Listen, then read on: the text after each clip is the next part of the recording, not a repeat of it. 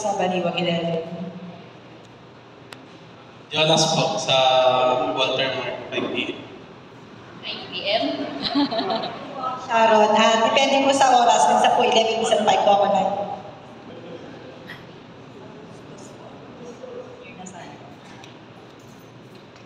Walter, 5 p.m.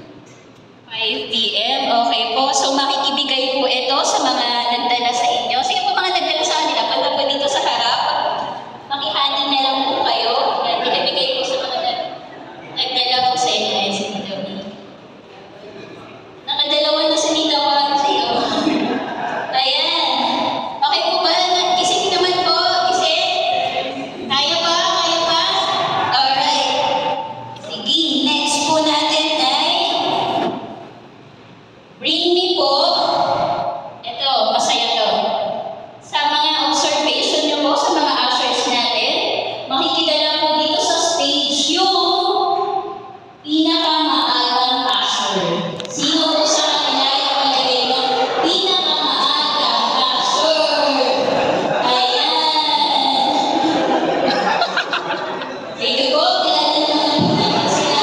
Dito ba lang sino po na tayo? Ibigay ko na lang naman. Isa, ayun, tapos na po. Sorry po. Ito po, sa nagdala po sa inyo. Sino po nagdala sa inyo? Ayan, sige, makakaupo na po tayo. Thank you so much po. Alright, so yung next game po natin, kailangan ko pong i-divide kayo sa kung saan service po kayo nagsuserve. Sa mga hustos, 8 a.m., 11 a.m., saka 5 p.m. po, nawala ako bigla. Okay, 5 p.m. Sige, pupunta po kayo sa team leaders nyo ng Bustos, 8 a.m., 11 a.m., saka 5 p.m. Kahit po, dito na lang po tayo sa side na to. Okay po, so pila na lang po dito yung Bustos, 8 a.m., 11 a.m., 5 p.m. Okay, sige po. Dito na lang po yung 8 a.m. sa Bustos po. Ganda. Tapos, ayun na lang po tayo para masaya. Mag-isip na lang tayo. Dito sa ito yung 11 sa 5 p.m. Yan. Okay? So, sa mga team leaders po, i-event po muna tayo ng team leaders.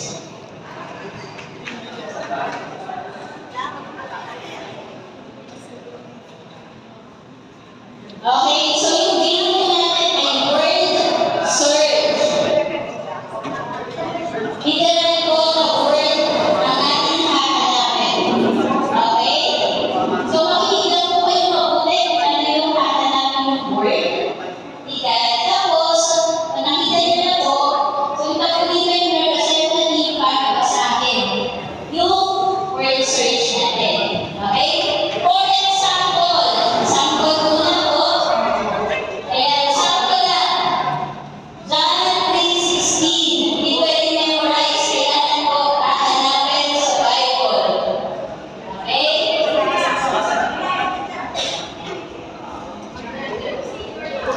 Okay, ako na dito sa mga pabilisan po. Alright, ano siya? Basa po.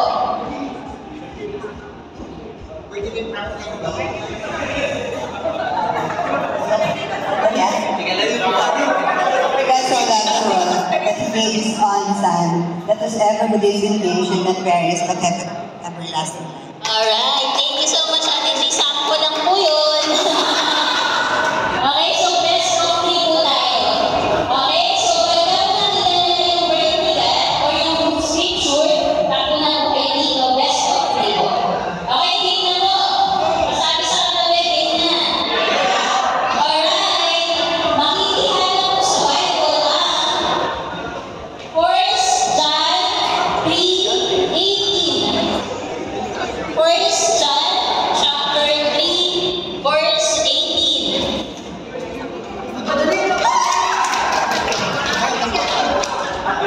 Hindi, ang hirap kasi. Yeah. By this we know love, that He laid down His life for us, and we ought to lay down it. Tama ba? By this we shall know that we are of the truth and treasure our hearts before Him. Tama ba yun? Little children, let us not love. Okay, sorry ate. Nabasa na natin lahat ng scripture. Give chance to others na. Sige, John 3:18.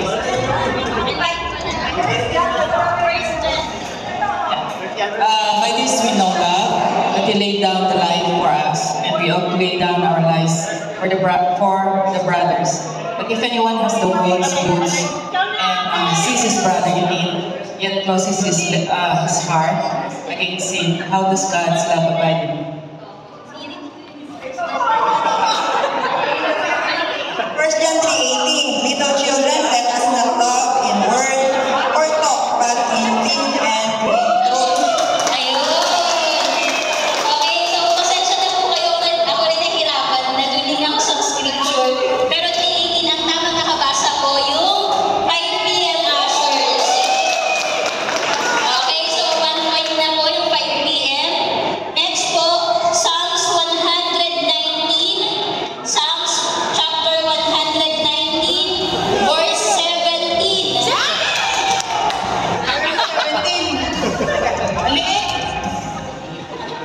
Tama. Okay. Deal bountifully with your servant that I truly live in. Alright, so nabasa ko.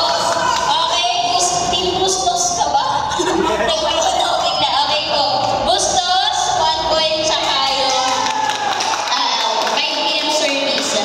Next po, 1 Peter, chapter 4, verse 10. 1 Peter.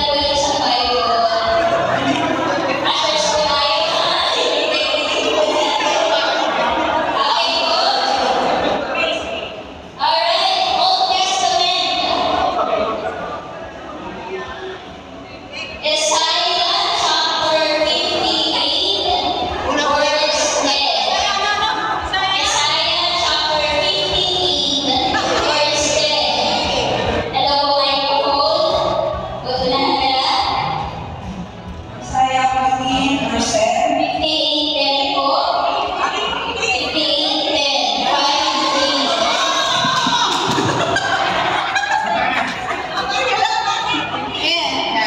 5-3. If you pour yourself out for the hungry and satisfy the desire of the afflicted, then shall your light arise in the darkness and your gloom as the evening. Alright! Congratulations! Ilan po kayo, no? Alright, sabi ko, ito po yung Vice and Bustos. Yan! Congratulations po mga po na po tayo. Thank you so much!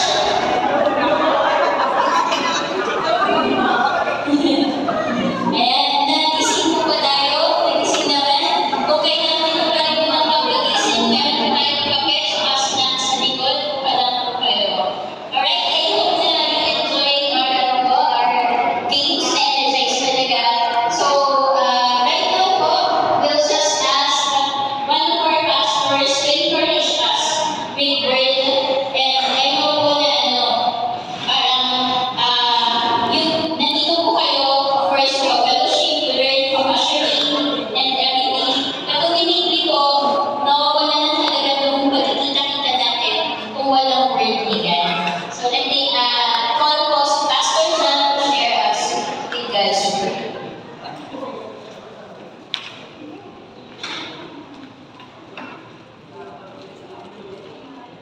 Good morning po sa ating lahat. Saya ng games nyo, akala ko yung service. So medyo akala ko po, nanigaw po ako.